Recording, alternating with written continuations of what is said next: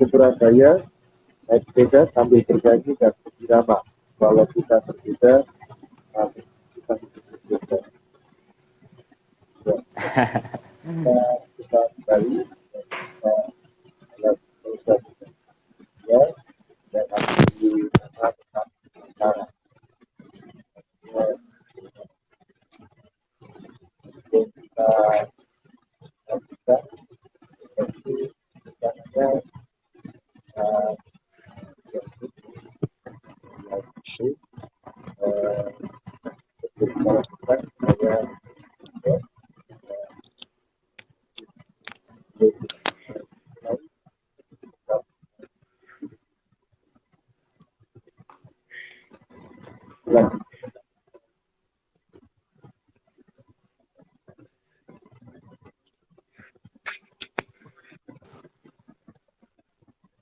Halo ya, gimana tadi?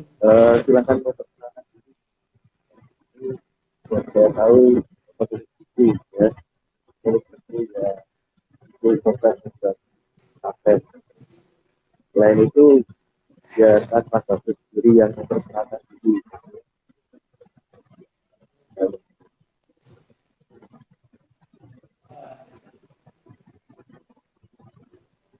Ya, terima kasih Mas Albert. Jadi saya ini datang ke sini sebenarnya memang di diajak jenengan ya untuk ya bisa berbagi, sharing seperti itu, ngobrol-ngobrol. Saya Muhammad Badruzzaman, asli dari Tegal sebenarnya, Tegal. Jadi ngomongnya ngapak gitulah, bahasa ngapak seperti itu.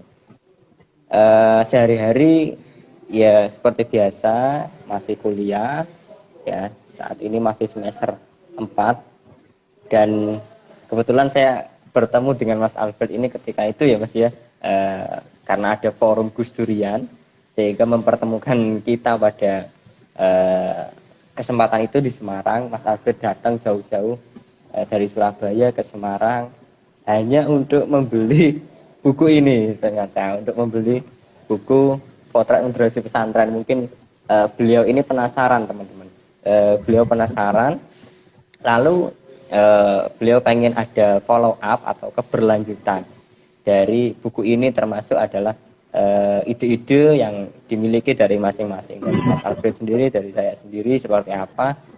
Dan sehari-hari selain di kampus ya, meskipun sudah tidak kuliah tapi masih aktif mahasiswa aktif juga di pondok pesantren. Mas Albert masih di pesantren sehingga ya kebiasaan-kebiasaannya seperti santri pada umumnya. Mungkin nanti ini Mas Albert bisa pengen mengenal lebih jauh tentang pesantren ini, barangkali pengen nyantri juga. Saya kira seperti itu pengantar untuk memperkenalkan dirinya. Buat teman-teman, silakan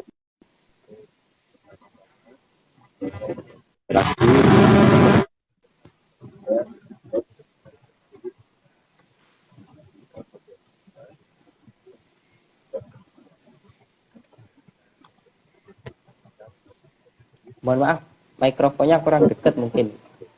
jadi Ya. bisa sesuai gitu dan sesuai sama-sama itu dan kita gitu ya ngobrol bareng, silakan sesuai. Jadi kalau dari saya saya itu sangat tertentu, nggak tahu kenapa dengan di Indonesia Raya yang saya lebih banyak itu ada sebuah majar yang memasak itu menjadi panggil. Jadi kita dipanggil untuk merawat, dipanggil untuk menjaga pasukan Indonesia dan teman-teman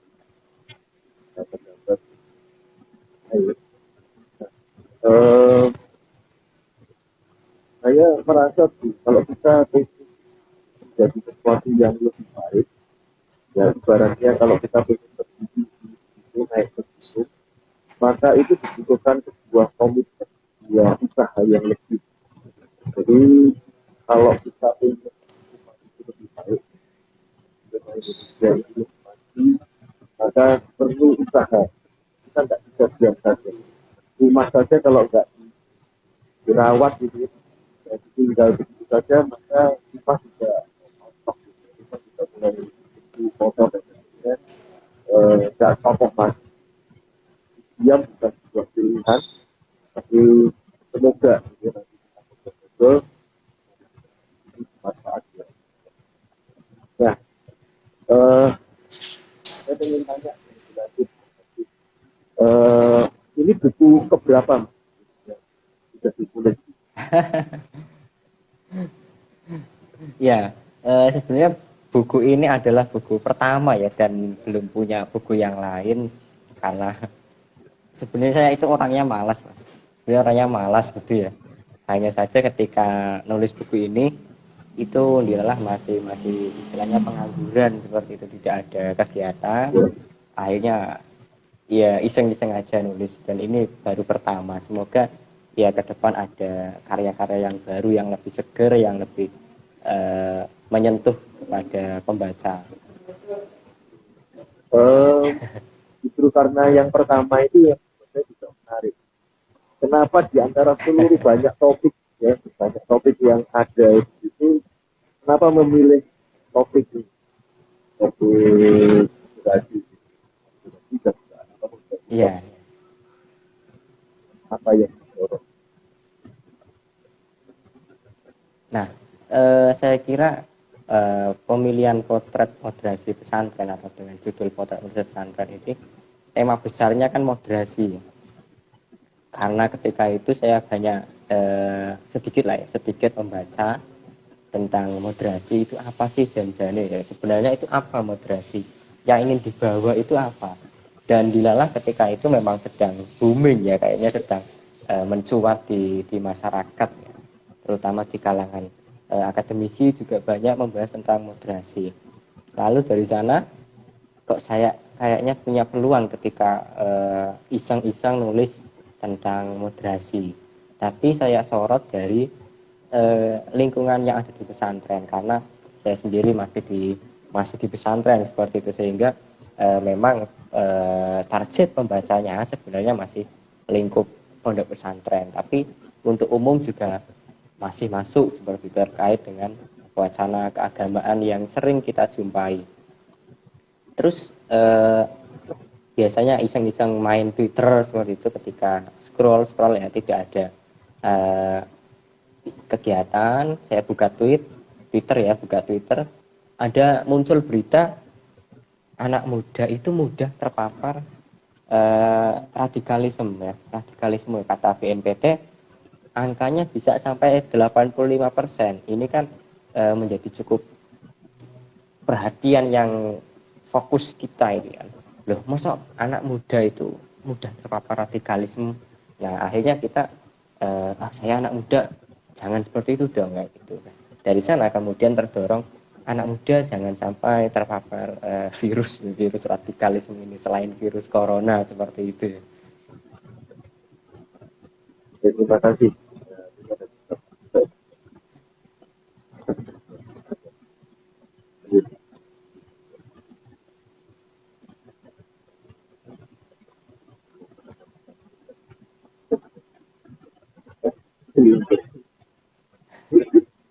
Oke, ya.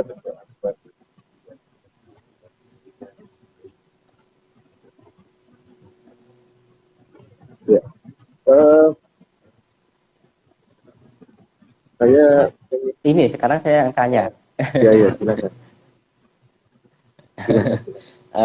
Ketika jenengan bertemu dengan saya pertama kali ketika itu, kemudian pengen pesen bukunya itu, kira-kira maksudnya ada maksud apa, maksudnya latar belakang apa kok pengen tertarik dengan kajian-kajian pesantren ataupun wacana keislaman seperti itu, sehingga sampai sekarang pun masih mengajak saya untuk ya istilahnya dialog, diskusi seperti itu. Oke. Saya penasaran aja gitu. Saya juga ingin tahu internalisasinya juga ternyata kan nggak keberatan, bukan sesuatu yang jadi gitu ya, jadi bisa ya jadi gede gitu ya. Lalu saya pengen kasih ada sedikit soal hari ini itu kan karena saya sudah kesekian kalinya ngobrol gitu ketika kafe gitu ya, ngobrol tanya-tanya yang saya juga mungkin dari sisi saya nanya apa sih bedanya kiai ustadz habib gitu. Lalu ada juga teman waktu itu dari eh, UIN gitu ya, misalnya bedanya di UI, di KI, dan lain-lain itu apa sih nama-nama juga kok banyak sistem komplit, sistem kuliah, ini bedanya apa, eh, program atau istilahnya eh, ide ini itu kenapa bisa muncul juga karena pengen obrolan-obrolan itu yang kafe, kopi ini bisa enggak itu dimunculkan ya, supaya bukan soal isi akademiknya, bukan soal takdirnya, tetapi juga isi visualnya. Gitu. Kita kan berhadapan dengan Hmm. visual yang paling setidaknya itu menunjukkan bahwa kita bisa ngobrol pun, bisa nggak baperan, gitu ya, bisa tanya dengan jujur, otentik gitu, lalu nggak segan, nggak sungkan, gitu ya. Saya tahun lalu memulai live gitu ya, live karena tahun lalu, 2 tahun yang lalu, eh, 2 tahun yang lalu bersama Desa Anasor. Eh, saya waktu itu program pertamanya bagaimana mengikuti pemuda Kristen dari sudut pandang Islam.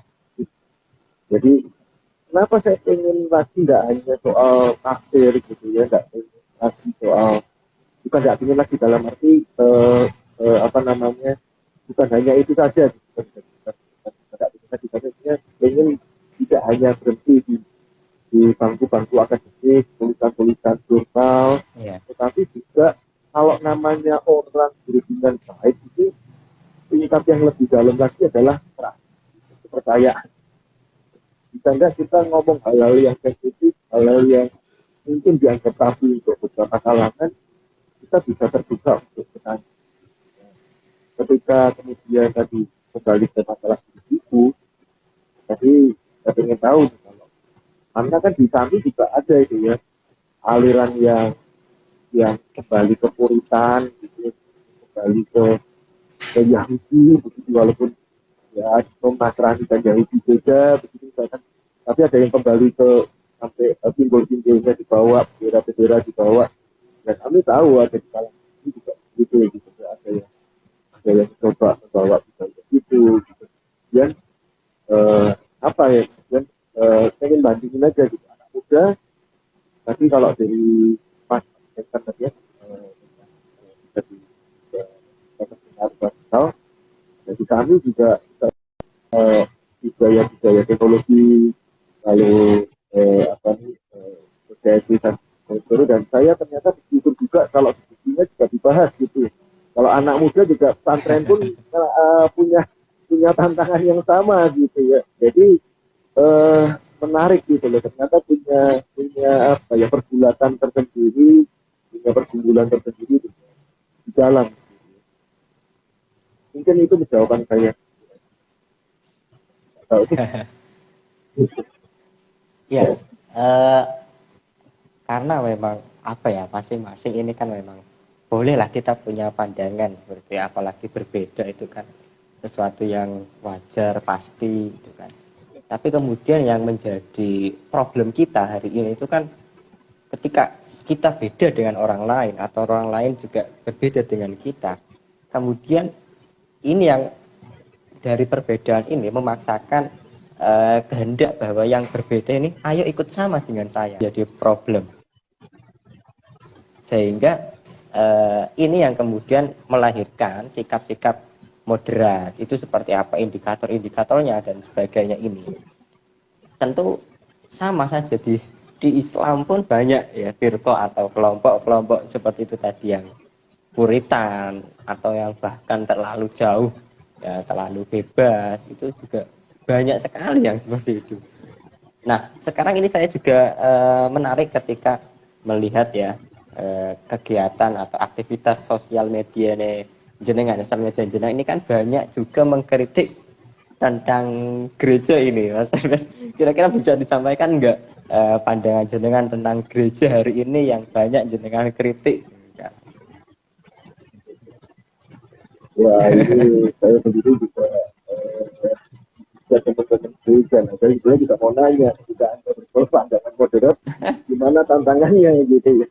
Sama halnya gini, saya memikir gini, ketika membaca Alkitab saya sendiri, saya mungkin memisahkan apa yang sebenarnya Alkitab, apa yang sebenarnya budaya, baik budaya umum, budaya sejarah, atau budaya gereja.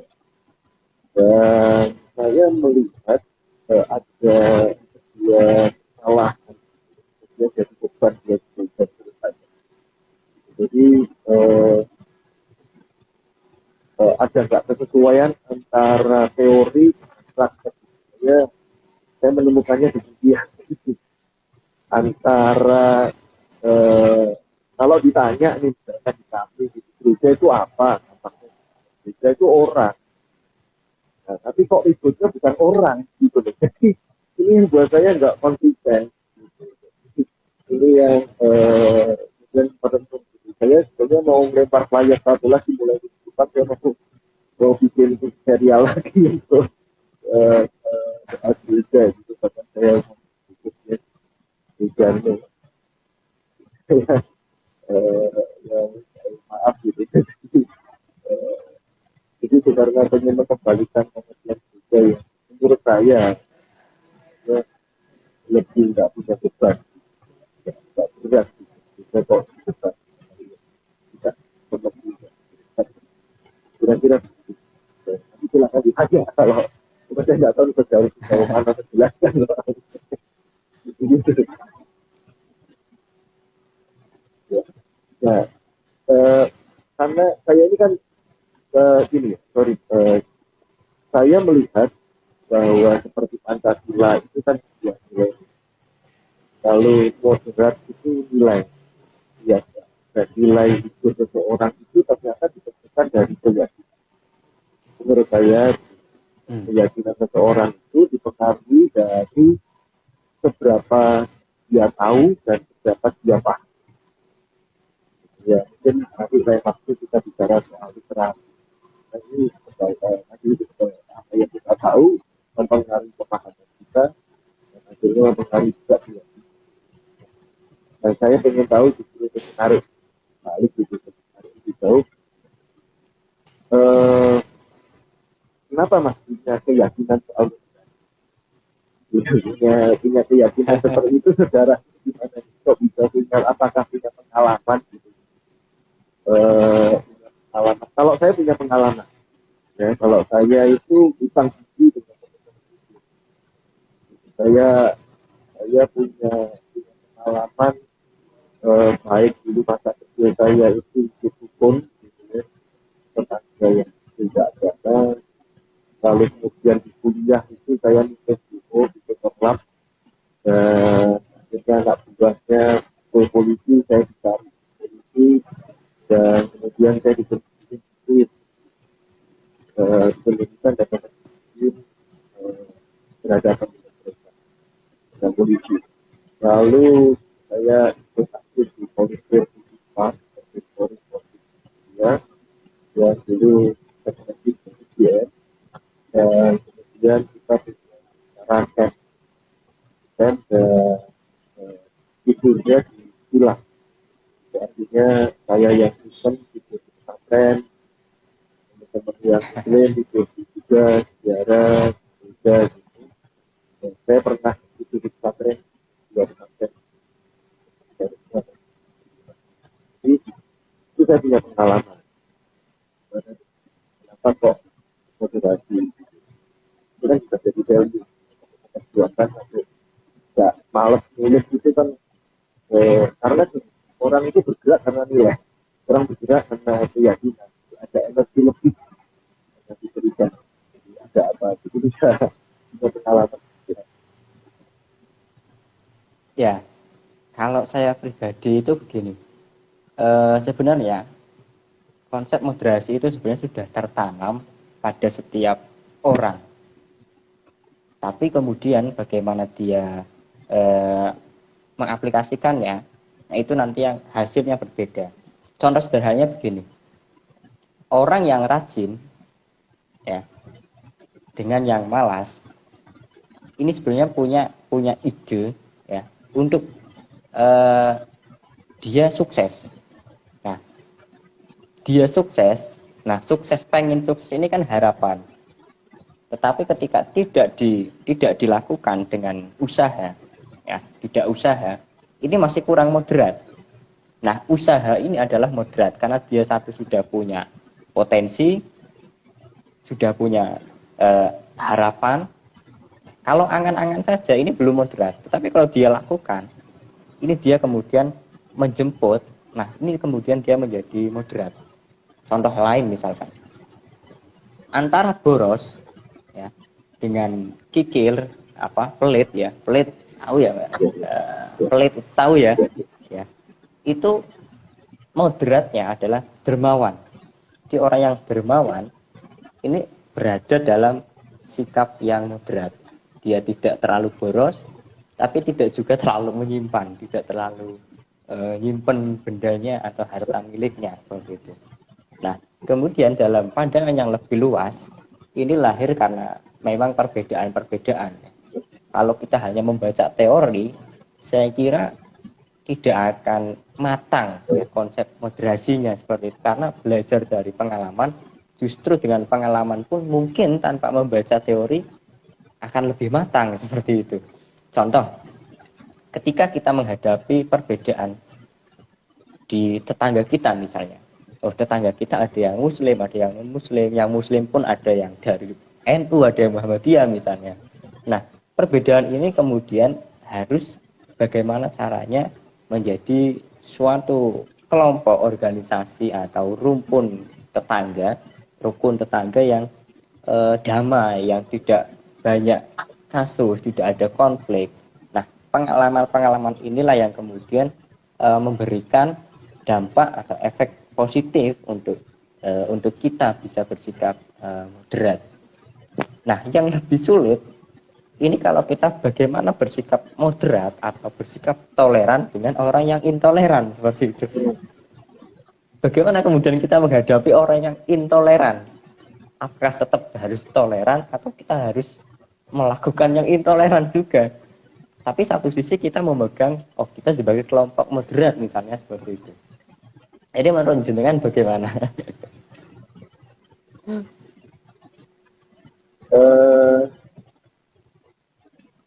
Saya sih memisahkan antara perbuatan. Jadi kalau menurut kita itu perbuatannya saya ada hal-hal ya kita biasa di perilaku seseorang itu tak biasa karena keyakinannya karena keyakinannya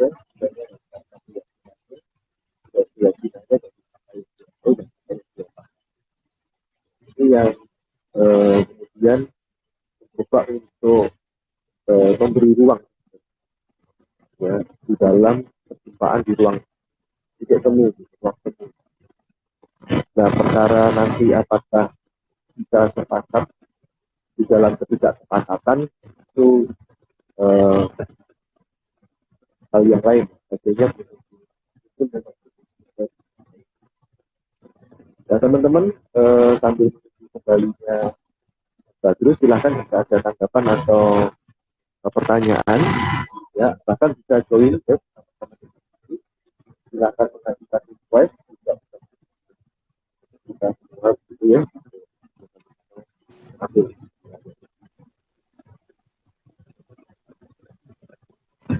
Ini Gus Romsinya belum datang ya? Apa? Gus Romsinya belum datang ya? Tadi sempat di awal nongol kan Oke. Eh, ya jawaban saya tadi memisahkan dari perbuatan dari orang. Sebab perilaku itu karena ada nilai dan nilai kemasan. Jadi setidaknya berharapnya ini sebenarnya berharap ada di ruang penciptaan. Tetapi apakah beliaunya mau dilihat oleh tadi mau setidaknya di ruang penciptaan ini ya saya nggak bisa memastikan orang walaupun memberi kesempatan juga sepakat dalam ketidaksepakatan. Ini yang perlu menurut saya sih semua orang manusia mungkin kita ada yang belum tahu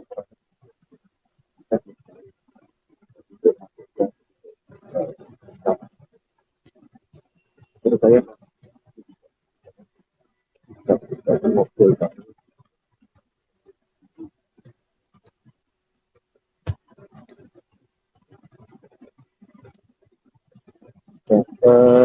untuk tadi ya soal agama ini apakah moderasi ini bagaimana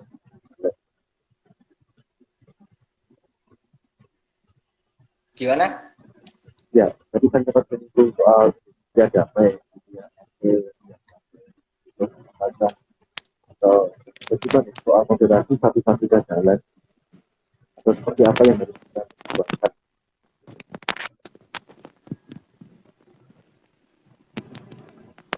Coba boleh boleh diulang, Mas. Eh Sinyalnya agak susah. ya jadi yang tadi soal soal RT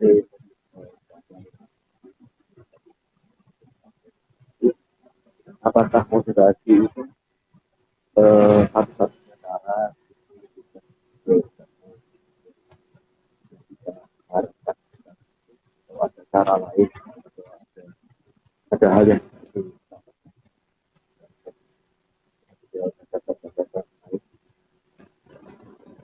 Ya, sebenarnya kalau di kitab Al-Quran sendiri ya di Islam, eh, biasanya konsep moderasi itu dikenal dengan istilah wasatiyah, ya, menggunakan kalimat term umatan wasaton misalnya. Namun memang di sini banyak perbedaan terkait penafsiran kata wasaton itu tadi. Wasat ini sebenarnya apa? Ada yang mengatakan ini adalah keadilan atau adil. Ada yang mengatakan umat terbaik, ya, umat pilihan. Kemudian berada pada dalam posisi tengah. Tengah itu maksudnya tidak melampaui batas kanan ataupun kiri.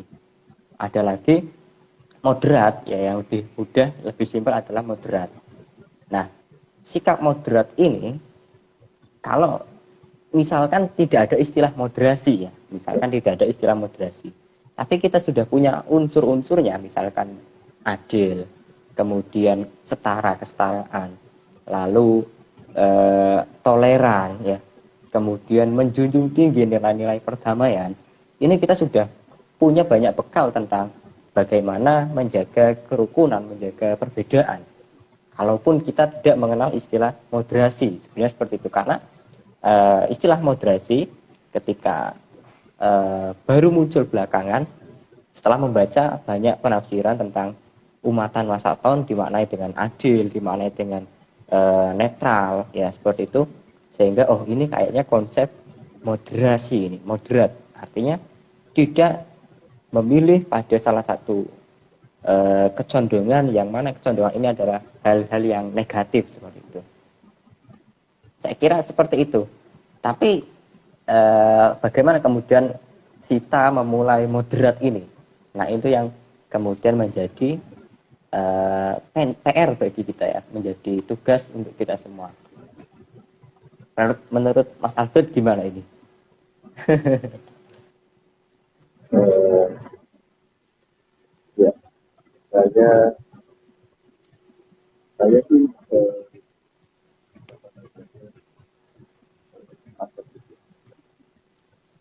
kita mana kita memang ada kebijakan lain karena orang-orang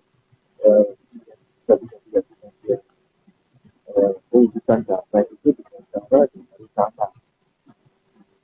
Soalnya saya tuh bersinggung juga di soal agama itu kan ada takdir, ada ajaran, tahu soal kita manusia kita berbeda. Dan ada orang yang sakit, terus dia eksak gitu, kata dan besar gitu. Terus biasanya jadi nggak pikir gitu, orang sakit itu bagaimana? Kembali ke tadi kalau ada unsur komunitas keadilan dan juga Pancasila itu sudah kita rangkum ketuhanan lalu kedua kemanusiaan. Jadi setidaknya nilai-nilai kemanusiaan memandang dari awanan itu menurut saya kok kita bisa menghargai perbedaan. Tantangannya justru menurut saya mungkin buat orang yang ada di komunitas ini batasannya sejauh mana, karena seringkali saya melihat dari kalangan kami pun juga punya perbedaan pandangan gitu. Sejauh mana sih moderat gitu, bahkan sampai ada istilah progresif gitu. Nah, ini sejauh mana moderatnya itu, apakah dia tidak berwarna gitu, ibaratnya gitu, sejauh sampai kita intervensi ataupun atau sejauh mana gitu, moderatnya orang itu. Karena semakin dianggap progresif itu dianggap moderat. Karena di sisi yang lain berarti pemandatnya sudah ini bukan moderat lagi tapi liberal. Nah, itu kan. Nah ini Gus Romsi, mohon maaf ya. Mas Albert, Gus Romsi ini sudah hadir ya, cuman lewat komentar dulu. Suaranya kurang jelas katanya, mungkin mikrofonnya bisa dilepas saja.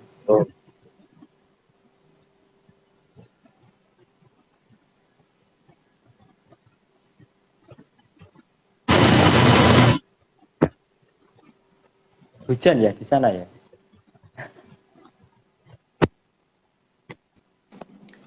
Oke, sudah kedengaran kah? Nah, oke. Ya jelas. Oke. Ya, terima kasih, Gus Romsi.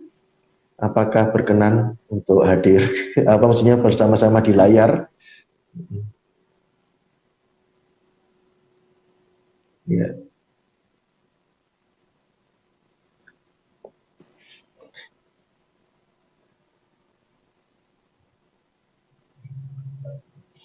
Nah, malam Gus Romsi. Sugeng rawuh Gus. Assalamualaikum warahmatullahi wabarakatuh. Selamat malam. Warahmatullahi. Pak Albert. Mas. Iya, malam. Ya, malam. Iya. Senang sekali. Terima kasih sudah berkenan mampir malam hari ini. Iya. Sama-sama. Saya mengganggu saya itu obrolannya, lagi asik banget kayaknya obrolannya. Saya enggak mengganggu lah. Saya tuh sejak jumpa pertama kali dengan ketemu di Solo, waktu itu tuh langsung terpukau dengan sampai dengan Gus Romsi gitu, sampai semua saya ikutin itu, bahkan outfitnya pun juga saya ikutin gitu. Senang sekali. Nah, ada tanggapan nih, Mas, atau mungkin silakan Mas Badrus, ada yang mau disampaikan, atau Mas Gus Romsi yang ingin disampaikan, silakan. Monggo Gus. Iya, baik, saya duluan ya. Saya udah menyimak dari obrolannya dan tentu saja jadi perspektif yang berbeda dari dua sudut pandang yang menarik juga. Saya tentu saja mengapresiasi hadirnya buku ini. Ini buku Potret Moderasi Pesantren. Buat teman-teman yang mungkin tertarik untuk membacanya juga bisa menghubungi Mas Badrus secara langsung. Saya tadinya khawatir nih, Mas Albert, waktu dapat buku ini ya, udah berpikir, aduh ini pasti topiknya ngomongin soal isu terorisme, deradikalisasi gitu ya. Saya tadinya udah agak-agak kurang tertarik soal sama isu-isu moderasi beragama gitu. Tapi setelah saya pegang bukunya ternyata itu beyond my expectation lah. Ini artinya jauh lebih bagus daripada yang saya bayangkan gitu. Bukan berarti saya ini ya underrated ke apa namanya nge-rate Mas Badruz Zaman kayaknya masih muda gitu, mungkin omongan bukan soal itu, tapi isu-isu moderasi biasanya didiskusikan lewat cara-cara yang terlalu ideologis. Akhirnya diskursusnya terlalu ditarik ke ranah deradikalisasi, narasi kontra narasi dan sebagainya. Tapi setelah baca buku ini sebenarnya ini beyond moderasi gitu. Ini tuh ngomongin soal idealnya anak muda hari ini.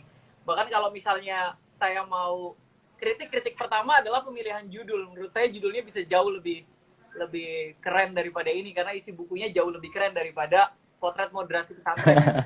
Buat teman-teman yang mungkin juga nggak nyangka ya, di buku ini ada ngomongin soal disrupsi, ada ngomongin soal big data, ada ngomongin soal isu-isu kekinian soal optimalisasi sosial media untuk pesantren dan sebagainya. Artinya penting banget dan itu jauh melampaui ekspektasi saya. Artinya kalau saja buku ini diperkenalkan bukan tentang moderasi pesantren, tapi ini tuh kayak bisa menjadi apa ya? Ini tuh bisa menjadi bunga rampai yang bisa jadi rujukan santri-santri kalau mau membaca fenomena hari ini secara jauh lebih luas tuh bisa baca buku ini.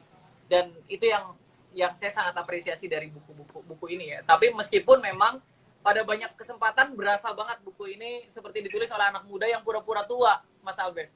Merasakan nggak pas baca ini? Pada beberapa kesempatan kita merasa dinasehati, tapi kalau kita nasehati masuk ke diri kita, terus tiba-tiba kita mengingat kalau yang nasehatin ini anak muda kok kayaknya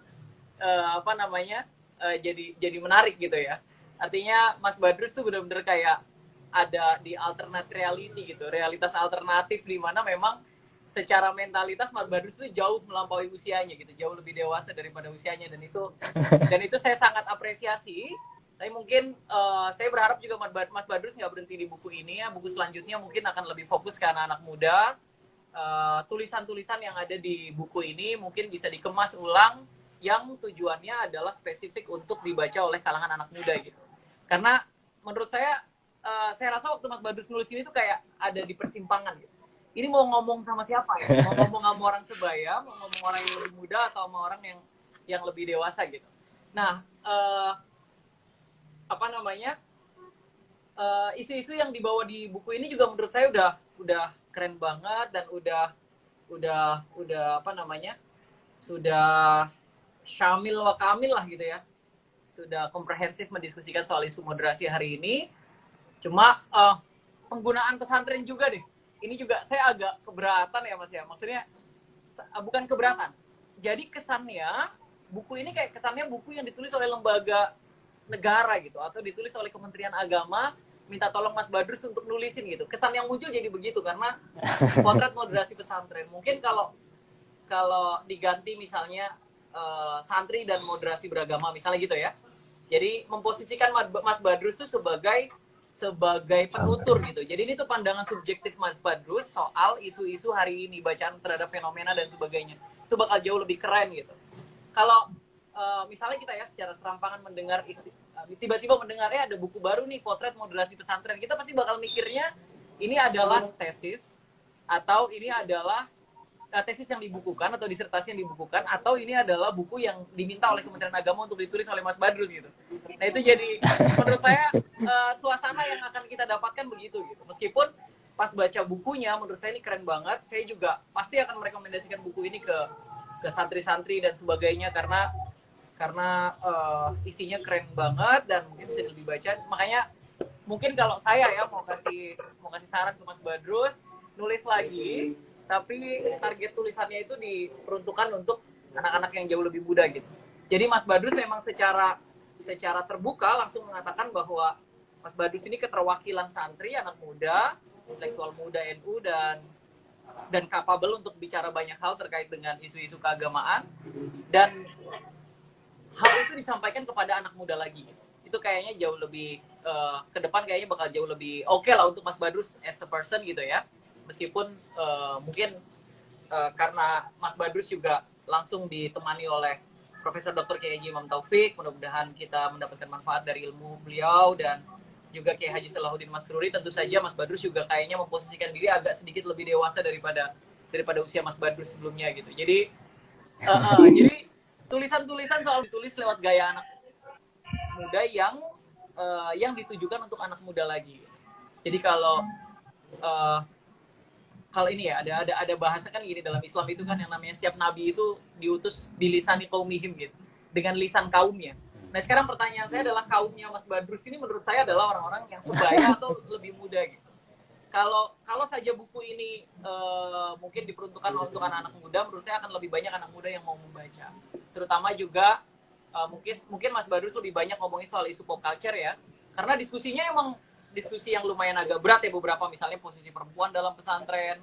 Kemudian saya juga baca beberapa hal terkait dengan pesantren dan tantangan hari ini dan sebagainya gitu. Nah saya sih berharap ke depan Mas Badrus juga nulis lagi, targetnya anak muda, spesifik, subjektif, pendapat Mas Badrus soal fenomena hari ini, dan ya tadi bilisan qaumihim. Jadi dengan lisan kaumnya itu maksudnya adalah Nabi Isa diutus sesuai kebutuhan zamannya, Muhammad diutus sesuai kebutuhan zamannya, dan menggunakan spesialisasi ya, atau kekhususan yang diberikan Tuhan kepada setiap nabi-nabi itu untuk menyampaikan ajaran-ajarannya. Nah, saya juga berharapnya Mas Badrus juga melakukan hal yang sama gitu. Jadi menyadari bahwa niche market kita ini hari ini sebenarnya sekarang anak muda.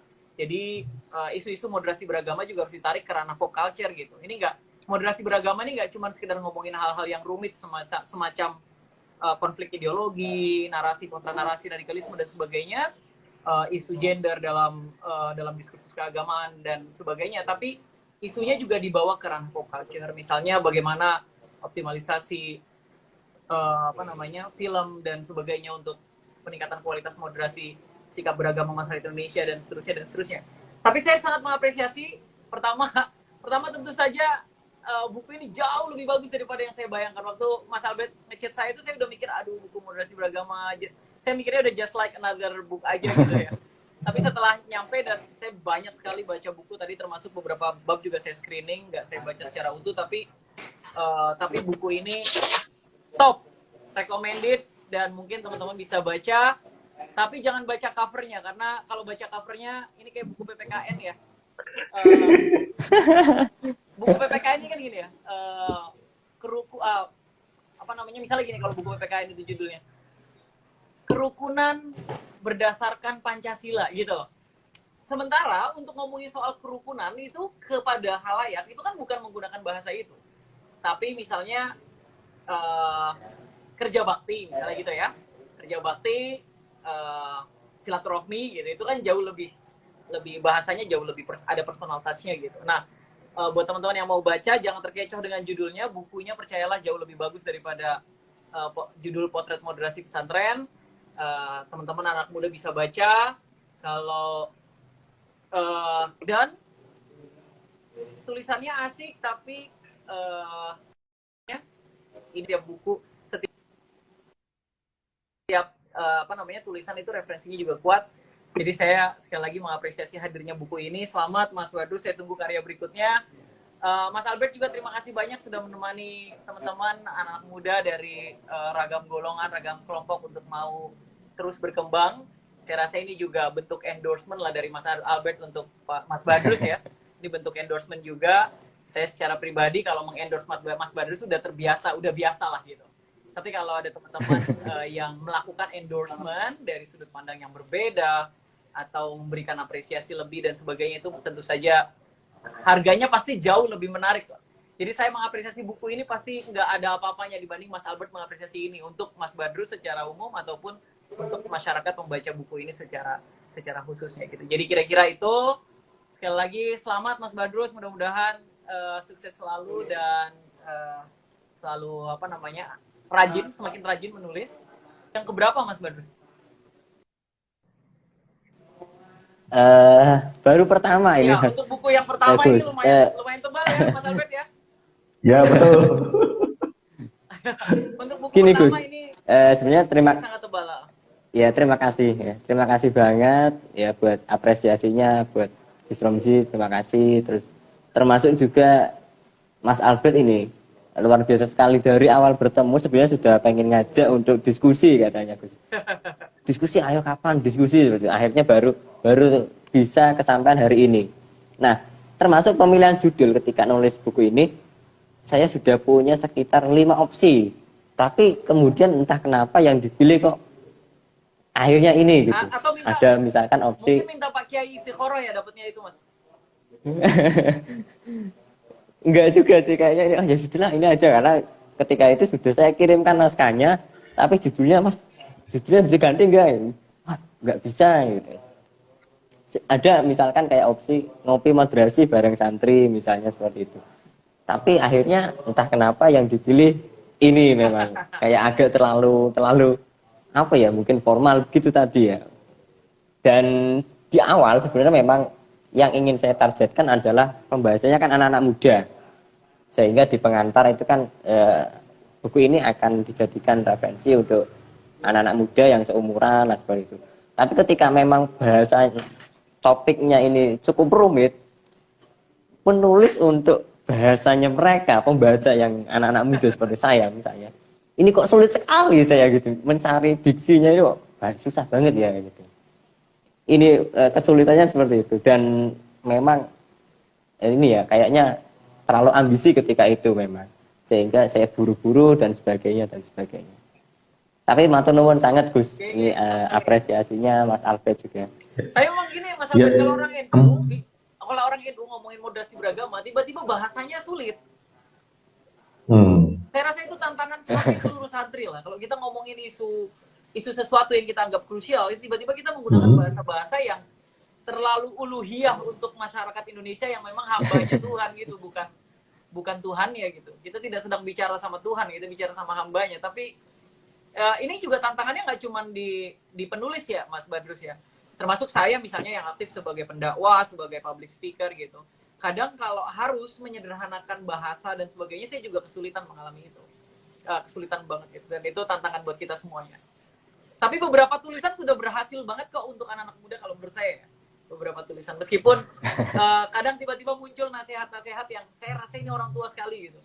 Kayak datang dari, ya tadi saya bilang, Mas Badrus di alternate universe itu di kehidupan lain. Mungkin udah siap-siap metaverse kan, ya, avatarnya yang lebih tua. Iya betul Mas Albert, jangan ini Mas Badrus menyiapkan tulisan ini untuk suatu hari akan ada pesantrennya Mas Badrus di metaverse gitu. Boleh nahan sebentar ya Pak Gus. Jadi kalau tadi saya bilang saya tuh ketika jumpa Gus Romsi itu kayak merasa pribadi tertempelak, kedua menempelak Kristen gitu. Karena buat saya waktu ketemu pertama itu tidak ada simbol-simbol sama sekali, simbol-simbol agama gitu. Itu kalau nggak diperkenalkan Gus gitu ya, saya pikir anak muda gitu ya. Tapi waktu itu ngobrolnya sedikit soal kebangsaan, soal politik gitu ya. Lalu kemudian saya berkreasi, literasi, ngomong apa aja gitu ya. Lalu ngajak hubungan internasional di PMII ya. Saya melihat terus umurnya masih muda, kalau nggak salah dulu diperkenalkan pemilik atau pendiri dari beberapa pesantren begitu. Saya terus merasa saya umur segitu ngapain aja ya gitu, saya umur segitu gimana aja gitu. Lalu yang kedua, ini orang punya 24 jam bisa ngelakuin banyak hal. Nah, kenapa pendeta-pendeta agak cuma hidupnya di gereja doang gitu. Lalu yang sini masih khotbah untuk berdampak, nah ya ini orang udah berdampak kemana-mana gitu. Jadi buat saya justru mengidolakan dari dulu, jujur ini, serius ini, saya ikutin sepak terjangnya. Jadi saya mohon maaf ya kalau selama ini kadang juga fotonya saya saya kalau lagi presentasi ke anak muda Kristen itu saya kasih fotonya Gus Romsi gitu ya. Saya bilang ini kalian itu umur hidup itu bukan lagi life begin at 40, saya bilang gitu ya. Kalian ini ngapain aja gitu ya. Gitu anak-anak muda sekarang ini coba baru umur segini udah kiprahnya nasional dan segala macam, saya bilang gitu. Dan tidak ada simbol-simbol agama gitu ya. Jadi bukan soal saya anti gitu ya, enggak masalah dengan simbol agamanya gitu. Tapi kita baru sampai khotbah gitu, bahasa kami di Kristen itu baru sampai di khotbah. Nah, ini orang udah berdampak, sudah sedemikian pengaruhnya gitu. Jadi Tapi terima kasih. saya terima kasih Mas Albert, terima kasih Nah, banyak apa namanya menyampaikan banyak apresiasi buat saya. Tapi ada satu kesepakatan antara Mas Albert dan saya gitu. Kita berdua sama-sama mengidolakan Mas Badrus gitu. Usianya 10 tahun lebih muda dari saya. Mas Badrus ini usianya 10 tahun lebih muda dari saya. Sudah punya karya keren monumental seperti yang saya pegang hari ini. We'll see lah. In the next 10 years, Mas Badrus pasti he's gonna be like much more inilah better person lah daripada saya secara pribadi gitu. Dan saya sih suka sama apa namanya pertemuan-pertemuan interfaith dialogue dan sebagainya. Saya harap juga gerakan-gerakan seperti yang Mas Albert dan Mas Badrus lakukan hari ini juga bisa terus dilanjutkan. Kemarin juga saya kebetulan ngobrol sama Habib Hussein juga, Bu Hussein juga sering sekali bikin apa namanya bikin konten-konten yang isu-isu interfaith dan sebagainya. Jadi isu moderasi beragama dibukukan dalam karya tentu saja sebuah ekspresi atau sebuah jalan yang bagus dan monumental. Tapi perjumpaan sosial secara langsung juga harus dilakukan secara rutin sehingga apa namanya kita satu sama lain bisa saling menginspirasi gitu ya. Yang dilakukan oleh Mas Albert dan Mas Badrus hari ini juga menurut saya keren sekali lah. Maksudnya kita mau diskusiin isu moderasi beragama dari ragam sudut pandang dan tentu saja ini bakal membawa kebaikan buat banyak orang gitu. Jadi jangan cuma nongkrong di live IG gitu Mas Badrus, kalau bisa ketemu Mas Albert ngopi langsung lebih sering gitu ya. Kemudian membawa buku ini ke diskusi-diskusi yang jauh lebih luas daripada yang kita bayangkan sebelumnya. Saya rasa buku ini it's gonna be something very useful lah buat banyak orang. Tinggal apa namanya harus lebih banyak endorsement memang di buku ini. Saya nggak melihat Mas Badrus juga menyiapkan banyak endorsement di sini ya. Apa namanya? Biasanya kan sebelum buku itu launch itu banyak endorsement gitu. Ini juga kali pertama saya diajak diskusi buku yang saya tidak memberikan endorsement apa-apa gitu. Saya bilang, aduh sayang banget. Padahal kalau Mas Badrus mungkin komunikasi sama saya sebelum buku ini terbit ya. Buku ini bisa kita referensikan. Bisa banyak lah tokoh-tokoh yang mungkin memberikan endorsement dulu sebelum buku ini terbit. Tapi nggak apa-apa. Mas Badrus mungkin memang seorang zahid. Mas Albert memahami istilah itu ya. Seorang yang zahid, yang waro, yang memang menulis untuk Tuhan, bukan kemudian menulis untuk mendapatkan panggung manusia. Jadi saya rasa endorsement itu belum dirasa dibutuhkan oleh Mas Badrus. Tinggal saya dan mungkin teman-teman saya akan secara berkala melakukan endorsement buku ini dan menyampaikan bahwa karya-karya yang dibuat oleh anak-anak muda hari ini memang seharusnya lebih banyak diapresiasi daripada karya-karya yang dibuat oleh begawan-begawan agama gitu. Tinggal ya tadi, anak mudanya jangan memposisikan diri jadi begawan agama, akhirnya tulisannya targetnya siapa jadi agama gitu. Isu-isu pop culture didiskusikan tapi kayak malu-malu gitu. Kayaknya pantas nggak ya Kiai ngomong kayak gitu Mas Badrus kayaknya lahirnya 98 tapi berasa seangkatan nama Mbah Hasyim Asy'ari nih kayaknya nih. Jadi Mas Albert, terima kasih banyak. Sekali lagi saya menyampaikan benar-benar makasih banyak karena yang dilakukan hari ini. Ya, yang dilakukan hari ini nggak cuma berarti besar untuk Mas Badrus sebagai penulis buku, tapi buat kami juga kita ngerasa anak muda NU, anak muda santri dan sebagainya diapresiasi oleh kelompok-kelompok yang mungkin secara ideologi, secara agama dan sebagainya berbeda dari kita, tapi kita punya satu kesamaan dan kesepakatan bersama, yaitu kita hidup di tanah yang sama, kita punya komitmen yang sama dalam isu-isu kebangsaan, kemanusiaan dan sebagainya. Maka yang kita lakukan hari ini tentu saja meminjam istilahnya Mas Albert tadi, pasti berdampak buat banyak orang. Dan sekali lagi selamat dan terima kasih saya diperbolehkan untuk mengganggu diskusi yang menarik tadi. Saya mungkin akan lebih dulu undur diri nih Mas Albert, karena ada beberapa dilakukan. Makasih sekali Gus. Juga. Kapan-kapan kita live bareng ya Mas Albert ya, ngomongin soal isu-isu yang lain. Mas Badrus juga mungkin saya bakal undang ke pesantren saya untuk mendiskusikan buku ini bareng sama santri-santri, juga memberikan pelatihan menulis gitu. Adik saya lahir tahun 98, dia masih kuliah di Maroko hari ini, dan dan mungkin saya juga akan menjadikan buku ini sebagai sebagai pelecut semangat dia juga. Kalau ada anak umur 98, anak kelahiran 98 dan nulis buku setebal ini. Dan Mas Badrus sejak menulis buku ini menurut saya sudah mulai berani untuk meninggalkan uswah, tidak hanya memberikan hikmah gitu ya. Jadi Mas Badrus harus sudah siap menjadi teladan buat banyak orang. Tidak cuma sekedar memberikan pesan tapi juga meninggalkan kesan. Mas Albert dan teman-teman pendakwah lain tentu saja merasakan itu, bahwa at the end of the day is not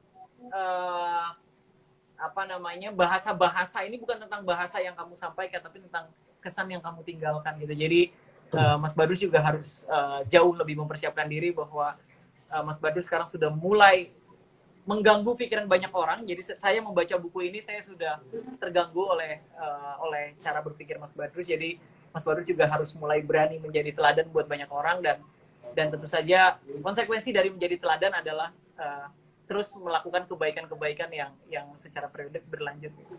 Terima kasih banyak undangannya, mudah-mudahan bermanfaat yang saya sampaikan, Mas Albert. Sehat selalu dan makasih banyak. Mas Badrus juga. Sampai jumpa secara langsung, nanti kita japri-japri ya. Mas Albert juga nanti. Oh ya, amin. Siap. Terima kasih. Terima kasih. Nuwun sangat. Ya. Luar biasa. Iya. Saya terharu ya, grogi, terharu juga, merasa ya berterima kasih sekali kepada terutama jenengan yang telah menghubungkan ke banyak pihak ya, termasuk tadi Gus Romzi, mungkin nanti ada yang lain ya yang sudah jenengan rencanakan. Ya, saya sih termasuk di dalam ya, ke dalam gitu, karena kita kan juga berhadapan dengan budaya apa ya istilahnya ya, zaman sekarang ini kan eksistensi, lalu nilai-nilai banyak yang tergerus gitu ya, pengen kompetisi gitu ya, tampil, citra diri, nggak ada yang salah, personal branding dan segala macam, nggak ada yang salah dengan itu, tetapi saya juga pengen, maksudnya di saya ketika saya ada kesempatan bicara di anak-anak muda Kristen, juga pengen mengajak mereka merenung tentang siapa eksistensi kita atau siapa kita di hadapan Tuhan. Dan di kami itu ada gini, misalnya banyak orang pengen terkenal, gitu, banyak orang pengen populer, banyak orang dengan ambisinya, nggak ada yang salah sekali lagi, tapi untuk Indonesia lebih baik ini juga nggak bisa sendirian gitu, nggak bisa cuma mikirin diri sendiri, tetapi juga perlu generasi penerus gitu, perlu. Dan saya rasa untuk mengejar ketertinggalan itu harus ada orang-orang yang juga bersedia mematikan diri gitu, atau istilahnya mengalah gitu untuk orang lain, dan kita hanya jadi jembatan aja gitu. Biarkan orang lain punya panggung gitu, biarkan orang lain punya kiprah gitu, dan untuk tidak ada waktu yang lebih baik dari sekarang ini untuk mempersiapkan pemimpin masa depan. Jadi kalau waktu yang terbaik untuk hari ini ya 20 tahun yang lalu, tapi waktu terbaik kedua untuk melahirkan pemimpin di masa datang ya sekarang ini adalah waktunya. Jadi itu yang membuat saya senang gitu ya, saya nggak melihat suku, agama atau apa, untuk anak-anak muda yang berkreasi, berkarya, dan ayo muncul gitu, ayo berkarya gitu, ayo menginspirasi banyak orang. Saya nggak bisa menginspirasi angkatan muda gitu ya, dan saya nggak punya keteladan, asalnya nggak punya. Tadi saya di usia Anda tidak menghasilkan buku gitu kan, jadi untuk ngomong yang itu harus pelakunya yang ngomong kan. Jadi itu yang membuat saya semangat gitu ya, membuat saya kalau anak muda lebih baik maka Indonesia lebih baik. Kita menjadi optimis dan punya harapan di tengah seluruh berita yang ada, berita-berita yang ya sama seperti hari ini gitu ya, ketika banyak orang meributkan Indonesia ibu kota negara gitu ya, IKN, maka kita bikin Islam dan Kristen Nusantara gitu. Jadi kita kalau kita hanya mengutuki kegelapan kan nggak bisa, kecuali kita harus menjadi terang dengan kegelapan. Jadi itu ya, itu yang menjadi semangat kita bersama. Oke, nah yang sering saya sampaikan kepada teman-teman adalah ayo mari kita berproses bersama-sama karena kita masih muda. Apapun yang kamu punya potensinya kita berproses. Nah, karena apa? Karena teman-teman pastinya memiliki potensi yang berbeda. Nah, dari yang berbeda itu kemudian ketika menjadi satu adalah sesuatu yang lengkap. Saya sering berkata seperti itu kepada teman yang ngopi yang ya istilahnya duduk bareng seperti itu. Apapun prosesmu, kita pokoknya harus berjalan seperti itu. Itu yang kemudian yang mau saya ajak serius. Tapi kalau biasanya kan ada istilahnya kayak penyakit anak muda itu kan cepat bosen seperti itu ya. Mungkin jenengan yang sudah menjadi trainer kan sudah lebih banyak tahu. Cepat bosen, kemudian moodnya naik turunnya itu drastis ya, cepet gitu kan. Ini yang kemudian menjadi tugas saya sebagai anak muda dan teman-teman yang lain juga sama, termasuk jenengan sebagai trainer. Nah, apalagi dalam kajian semacam ini ya yang terkait moderasi ini kan sebenarnya sulit sekali ya, maksudnya menyampaikan kepada anak muda secara sederhana itu seperti apa. Contoh kasusnya misalnya gini, ada mahasiswa di UIN misalnya, ya sehari-hari ya saya nggak tahu. Tapi pernah mengatakan seperti ini, tanya, kalau saya nggak berjilbab bagaimana? Saya ke kampus tapi nggak berjilbab. Padahal ini kan institusi pendidikan Islam. Karena ada aturan, tentunya kamu harus mengikuti aturan ini. Tapi mereka ini punya pertanyaannya, katanya kampus moderasi. Kalau saya berangkat ke kampus tapi kemudian tidak menggunakan jilbab seperti apa? Boleh enggak gitu? Loh, ini bukan konsep moderasi, pertanyaan seperti ini. Di atas hak itu ada kewajiban. Ada kewajiban kelompok, kewajiban institusi dan sebagainya setiap yang terlibat kan. Di luar itu monggo, itu kebebasan jenengan, saya gitu, saya jawab seperti itu. Mau berjilbab mau tidak, di luar institusi, di luar kewajiban atau aturan, ya tentu harus diaturi ya, dipatuhi ya, ditaati aturan itu. Saya jawab seperti itu. Ya, ini kadang konsep moderasi yang kemudian ditawarkan oleh anak-anak muda mungkin belum sampai kepada hal-hal yang lebih spesifik. Saya kira seperti itu, Mas Albert. Iya, betul. Dan apa ya, jadi tadi seperti saya sampaikan ya, jadi juga kebingungan batasan itu tadi kan, batasan moderasi sejauh mana itu. Jadi ini yang mungkin jadi bisa bahasan berikutnya. Dan teman-teman sebelum kita lanjutkan silahkan juga tulis di kolom chat, atau siapapun yang melihat rekaman ini bisa meninggalkan catatan di kolom komentar. Silahkan mungkin juga mengusulkan ya topik-topik yang bisa jadi bahasan gitu ya. Atau mungkin bisa masih masukan juga gitu ya, mungkin bentuk acara atau seperti itu. Kami memang sempat bahas gitu ya sampai hal-hal yang tidak jauh dari anak-anak muda gitu ya, misalkan pacaran atau pernikahan beda agama gitu. Lalu ya banyak beberapa isu-isu yang mungkin juga terjadi di lokalitas kita gitu ya. Tentang kasus-kasus intoleransi gitu yang sempat saya juga baca di buku, mengangkat hasil penelitian beberapa tuh, misalkan yang paling sering cukup sering kali dimunculkan di media itu kan soal pembangunan rumah ibadah gitu misalkan, atau apa. Nah, ini yang kita mungkin bisa bahas gitu ya. Jadi silakan teman-teman bergabung dan ikuti terus. Kami akan rencana tiap minggu sekali untuk live bareng beberapa waktu ke depan ini, dan semoga kita bisa menghadirkan bukan saja bermanfaat tapi juga apa ya, tadi yang disampaikan Gus Romsi tadi, dengan bahasa anak muda, dengan dunia anak muda gitu ya. Dan sekali lagi ini untuk pancingan gitu ya, ini bukan segala-galanya, dan berharap teman-teman juga di tempat-tempat offline melakukan banyak hal gitu ya, banyak ruang-ruang perjumpaan gitu ya. Bikinlah bukan hanya di online gitu, bukan hanya di IG Live, tetapi di tempat-tempat ngopi, di ruang-ruang tempat-tempat kafe begitu, untuk kita ngobrol bareng. Setidaknya ada perjumpaan-perjumpaan di antara kita yang berbeda. Nah, ada ini enggak gagasan-gagasan lain gitu ya supaya anak muda ini bisa berkontribusi terhadap kehidupan bermoderasi beragama ini. Kira-kira apa yang bisa ya mungkin kita lakukan gitu?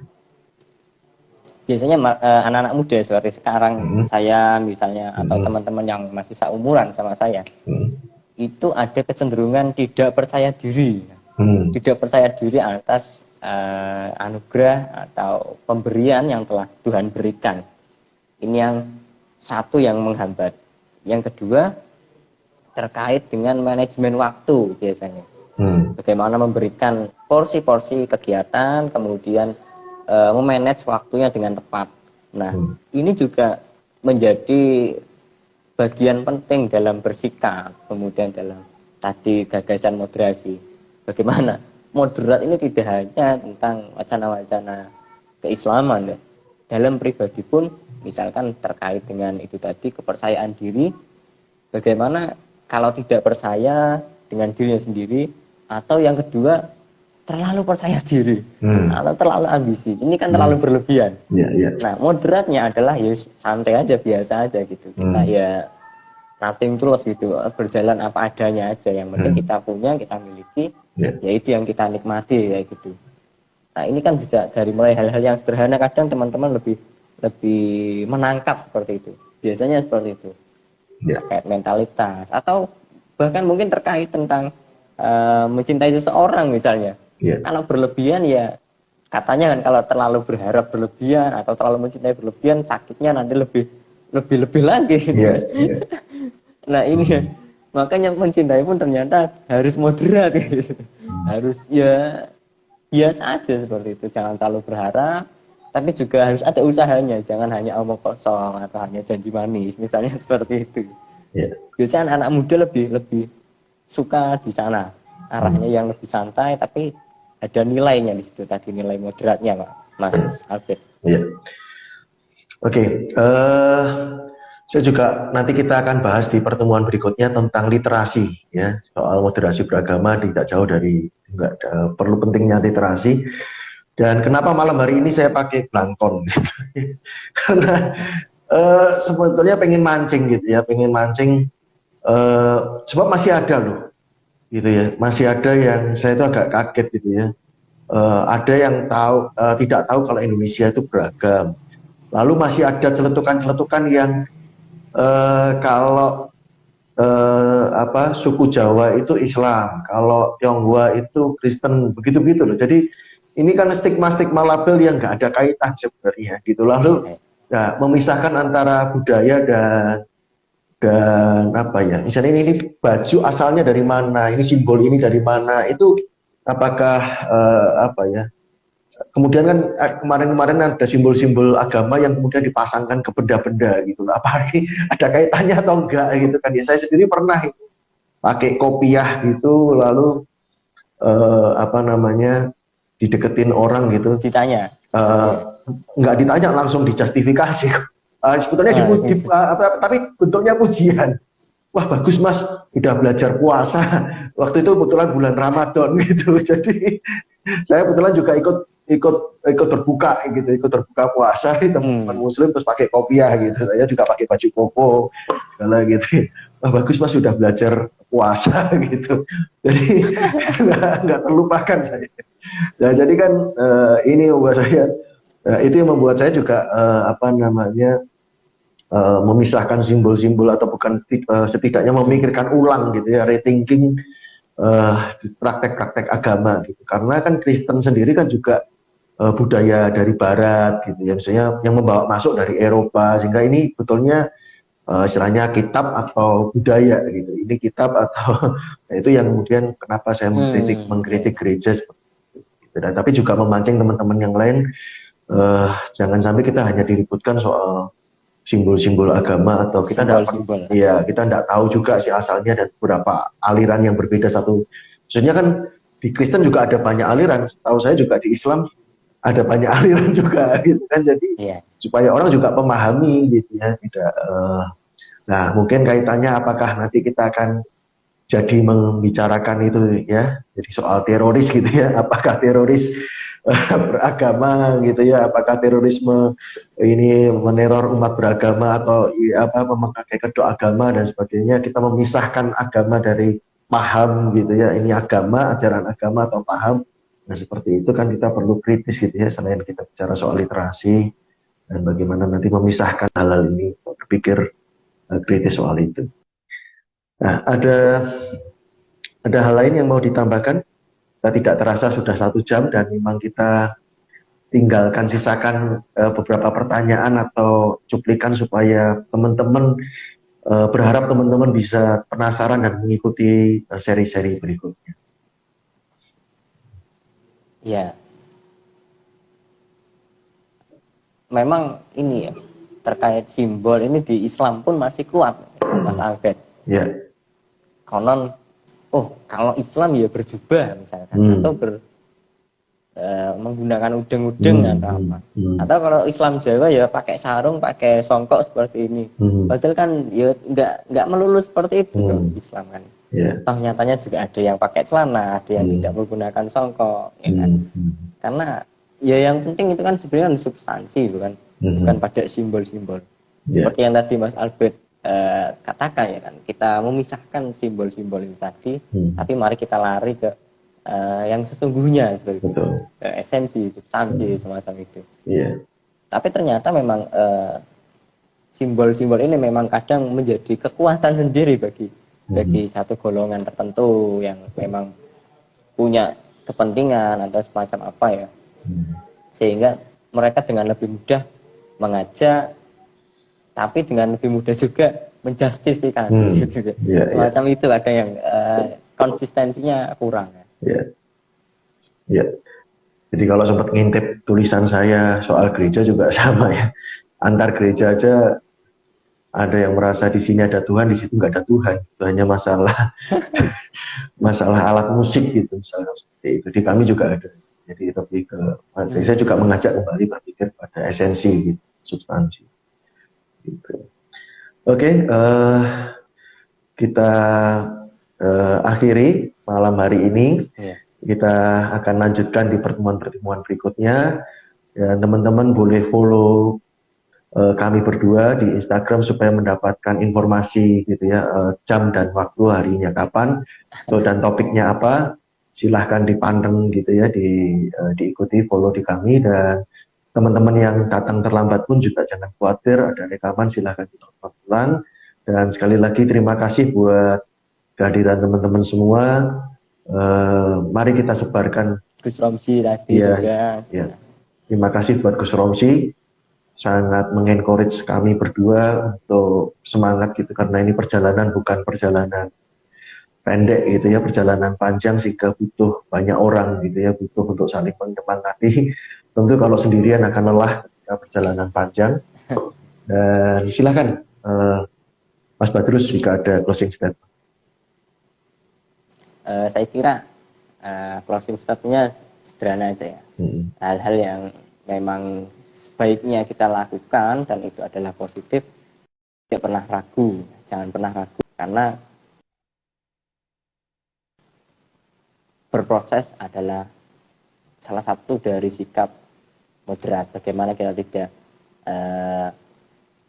memiliki nilai kalau kita tidak berproses. Artinya untuk mencapai nilai itu ya tentu harus berproses. Saya kira seperti itu. Sulit sekali ya untuk menyampaikan sama jenengan ini ya. Saya grogi juga sebenarnya. Karena jenengan juga sudah lebih berumur tentunya. Itu hanya masalah pengaturan duluan siapa yang lahir. Ya. Oke, terima kasih. Kalau di saya tadi bicaranya soal, tadi saya pakai istilah ruang perjumpaan sih, gitu ya. Maksudnya kita mesti berproses bersama, dan memang gitu ya, secara teori tidak bisa mateng kalau tidak dialami gitu. Pengalaman itu membuat kita jadi lebih paham, lebih lengkap, lebih dalam gitu pemahaman kita. Jadi memang harus dipraktekkan, berproses bersama, proses. Dan saya tadi buka dengan pantun, saya akhiri dengan pantun. Makan buah si malakama, buah hilang dicari teman, dicuri teman, sorry.